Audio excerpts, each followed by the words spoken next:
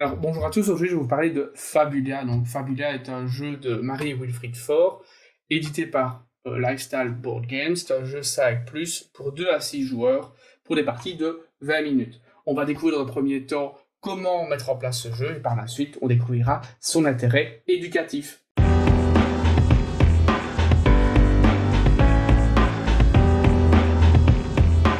Alors vous connaissez certainement les livres dont vous êtes les héros. Ici on est dans un livre-jeu où vous allez choisir le héros, quel est le meilleur héros pour les différentes histoires présentes dans cette boîte de jeu. Il y a vraiment une diversité d'histoires possibles, de thèmes possibles. Ça passe de la sorcière au chevalier, au roi ou encore à l'alchimiste. Je pense que votre enfant y trouvera tout son plaisir. Alors comme je l'ai dit dans la précédente vidéo, il y a une utilité pédagogique qui va permettre de développer 3 compétences: la lecture, l'analyse et la compréhension de texte. Maintenant, nous allons passer à la mise en place. Ce jeu est vraiment conçu pour les plus jeunes.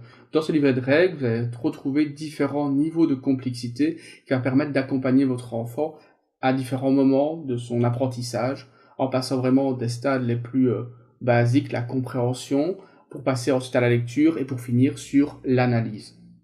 En plus de ces différents niveaux de complexité, à l'intérieur de cette règle, vous trouverez aussi 2 modes de jeu, un mode coopératif et un mode compétitif. Je vous conseille vraiment de commencer par le mode coopératif afin d'accompagner votre enfant à découvrir les différentes histoires, mais aussi les règles de ce jeu, et par la suite passer, quand il sera plus grand, dans un mode compétitif. Dans un premier temps, je vais vous expliquer la mise en place pour un jeu compétitif. Je sais que dans la vidéo, je vous ai dit que je préférais le mode coopératif afin de développer des compétences, mais ici, le mode coopératif demande quelques modifications par rapport à la mise en place d'un mode compétitif. Donc commençons par la mise en place générale et puis je vous explique le mode coopératif. Tout d'abord, on met au centre de la table le livre-jeu et on l'ouvre. On assemble la piste des scores qu'on vient placer en dessous du plateau de jeu. On choisit une histoire parmi celles proposées et on vient placer la première carte dans l'espace histoire du livre-jeu. Dans cette explication, on va faire un mode 3 joueurs. Donc chaque joueur reçoit sa pile de jetons vote. Dans notre cas, un rose, un blanc et un vert. Et on prend les jetons marqueurs de score de la même couleur qu'on vient placer sur le 0 de la piste de score. On mélange la pioche et on en distribue 5 à chaque joueur. On prend la première carte de la pioche qu'on vient placer dans l'espace animaux, personnages du livre-jeu. Donc dans cette partie de l'histoire, qui a été lue par une des personnes autour de la table, le personnage en gras est donc ici l'autruche.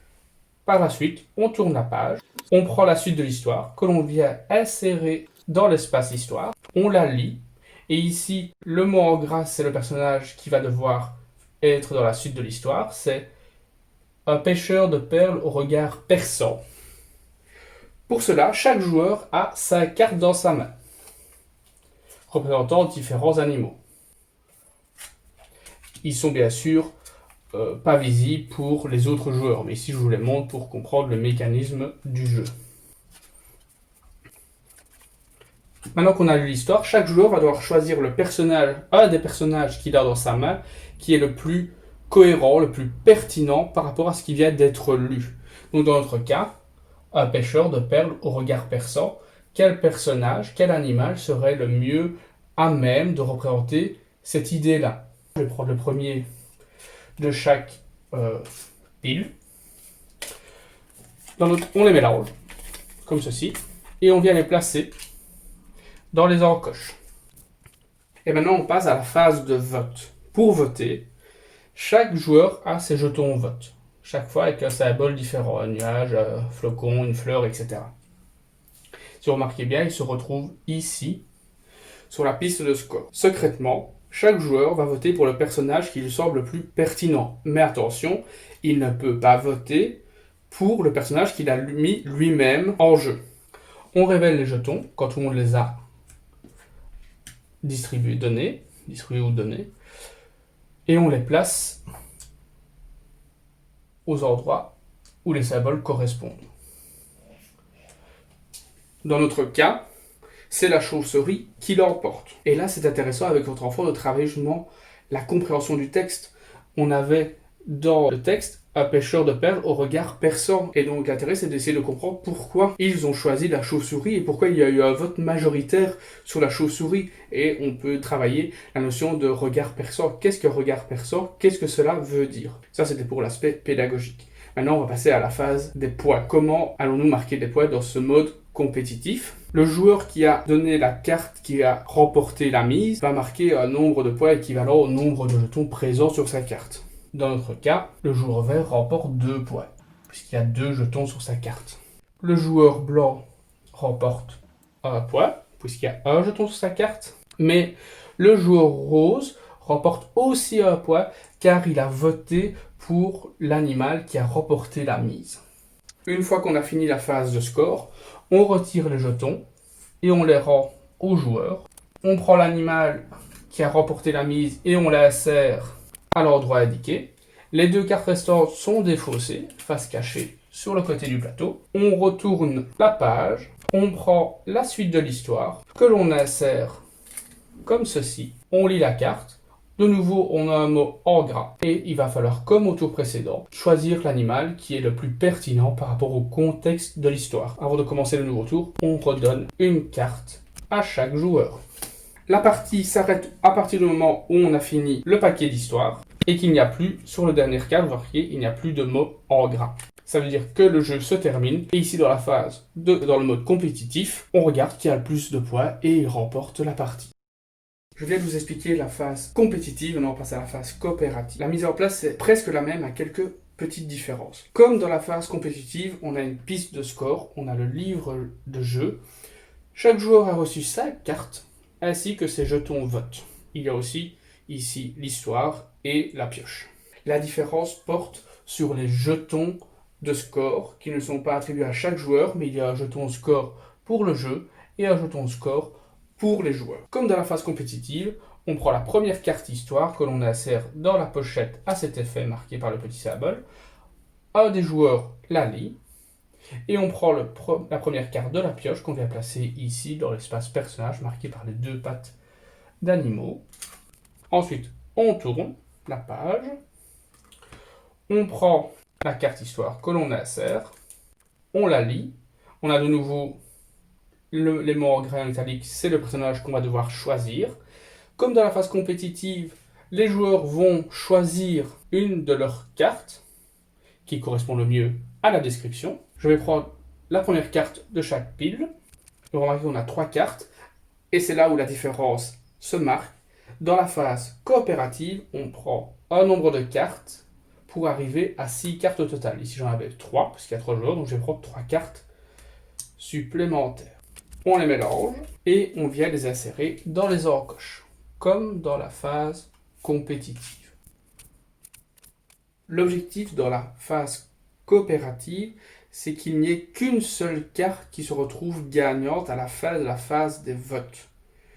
La difficulté va être que les joueurs ne peuvent pas parler durant cette phase des votes, ne doivent pas échanger d'informations. Dans le cas du développement des compétences, j'invite vraiment les parents qui jouent avec leurs enfants à décortiquer le texte, le comprendre, afin que les enfants fassent les choix les plus pertinents et les plus judicieux par rapport aux personnages à choisir. Durant la phase de vote, je vais faire ici de manière visible, si les joueurs désignent tous le même personnage. On va prendre le cas de notre panda.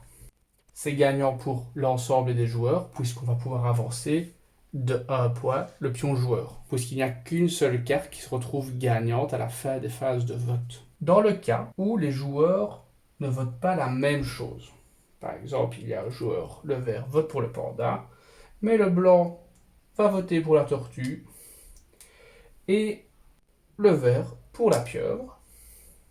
Dans ce cas-là, les joueurs ne vont pas marquer de points. C'est le jeu qui va marquer un point à leur place. Et malheureusement, le personnage qui va se retrouver dans cet endroit, dans cette configuration-ci, ça va être un personnage pris au hasard. Donc les enfants n'auront pas le plaisir d'avoir le personnage qu'ils ont désigné, car ils n'ont pas réussi à se mettre d'accord sur celui qui était le plus pertinent par rapport à l'histoire. C'est pour ça que j'invite vraiment, comme j'ai déjà dit, les parents de bien lire le texte avec votre enfant afin qu'il le comprenne pour faire les meilleurs choix et qu'il n'y ait pas une sorte de déception de ne pas voir son personnage ou celui qu'il aurait voulu voir apparaître dans son livre, dans son histoire. Comme dans la phase compétitive, le jeu prend fin quand on a fini donc le paquet de cartes et qu'on arrive à la dernière carte où il n'y a plus de mots en gras, ce qui signifie qu'il n'y a plus de personnage à choisir. Dans notre cas, si le pion vert est devant, le pion orange, l'ensemble des joueurs ont gagné la partie. Malheureusement, si le pion orange est devant le pion vert, alors c'est l'ensemble de l'équipe qui a perdu, qui n'a pas réussi à se mettre d'accord sur les bons personnages à choisir. Le dernier mode de jeu, celui vraiment pour les tout petits. Pour les tout petits, vous allez complètement retirer cette piste de score, complètement. Et vous allez juste travailler avec les cartes et l'histoire. L'avantage de ce mode de jeu, c'est que l'enfant va devoir expliquer ses choix.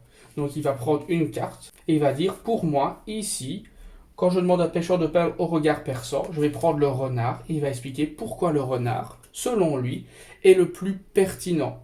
Ça permet vraiment aux parents de développer la compréhension de texte avec votre enfant et de savoir ce qu'il comprend et ce qu'il ne comprend pas. Et chaque joueur va faire de même, va prendre une carte et va la poser devant, expliquer pourquoi ici la mouette est la plus pertinente par rapport à l'histoire. Et dans notre cas ici, on va prendre le tigre. Et dans ce moment de jeu, vous allez devoir choisir ensemble quel est le personnage le plus pertinent. Vous allez devoir discuter, communiquer avec les autres pour vous mettre d'accord sur le personnage qui fait plus sens par rapport à l'histoire. Ce mode de jeu, je le recommande vraiment avec les plus jeunes, les 5 ans. Mais je le recommande aussi avec des enfants qui n'ont pas l'habitude de jouer.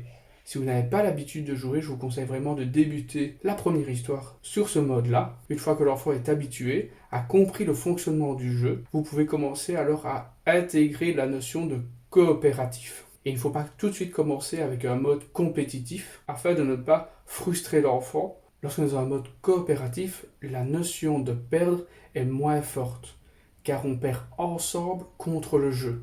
Alors que dans un mode compétitif, on va perdre par rapport aux autres. Je déconseille ce mode de jeu lorsque vous commencez à initier votre enfant aux jeux de société. Il faut d'abord commencer par des jeux coopératifs pour ensuite passer à des jeux compétitifs lorsqu'il sera un peu plus grand, entre 7 et 8 ans. Regardons ensemble cet exemple afin de voir comment travailler ce jeu d'un point de vue éducatif et développer certaines compétences. Je vais ici vous lire un début d'histoire, je vais vous donner des exemples de questions, de manières de travailler ce jeu d'un point de vue éducatif. Alors ici on est dans Une chasse au trésor, c'est le thème de l'histoire. Il était une fois un temps où les poissons pouvaient marcher sur terre et où les autres animaux prenaient des bateaux. Et en ces temps lointains vivait un capitaine déterminé. Même s'il était orphelin, il savait que son père avait été un grand marin. Dès son plus jeune âge, il devint donc matelot, et grâce à son talent maritime inné, accéda vite au rang de capitaine. Dans cette carte, vous allez voir qu'il y a un mot en gras. Comme je l'ai expliqué dans la règle de jeu, il faut que les enfants trouvent le personnage le plus adapté par rapport au mot qui est en gras. Mais pour travailler certaines compétences, vous allez pouvoir poser des questions sur cette histoire, afin de comprendre, de savoir si votre enfant a compris ce qu'il se passe. Ensuite, vous pouvez aussi poser des questions sur des mots de vocabulaire. Comme vous l'avez entendu, il y a des mots de vocabulaire assez compliqués, comme orphelin, déterminé, ou inné, ou encore matelot. Donc poser des questions pendant sa lecture vous permettra de voir s'il connaît ou pas le mot et de lui en apprendre des nouveaux. En fonction de l'âge de votre enfant, vous pourrez travailler différemment le jeu. Dans un premier temps, s'il est tout jeune, vous lirez avec lui l'histoire et vous essaierez de voir s'il comprend l'histoire, ce qui s'y déroule. Après, quand il commencera à rentrer en primaire et qu'il apprendra les bases de la lecture, vous le laisserez lire les textes avec un soutien de votre part, s'il bute sur certains mots, et en même temps vous pourrez faire attention s'il lit correctement, s'il prononce bien toutes les syllabes. Et dans un dernier mode, quand il sera plus grand, là vous le laisserez en autonomie avec le jeu, où il lira lui-même le texte et choisira les personnages les plus adaptés. Dans un troisième temps, lorsque l'enfant aura dépassé le stade de la lecture, il sera dans une phase de compréhension, vous pourrez aller plus loin en lui demandant par exemple de faire un résumé de l'histoire, oralement ou par écrit, comme vous le souhaitez, ou encore travailler les temps du récit, grâce aux histoires présentées dans ce jeu. Je vous invite aussi à retrouver un lien en dessous de la vidéo où vous aurez une batterie de questions vous permettant de travailler donc ces différentes histoires avec votre enfant.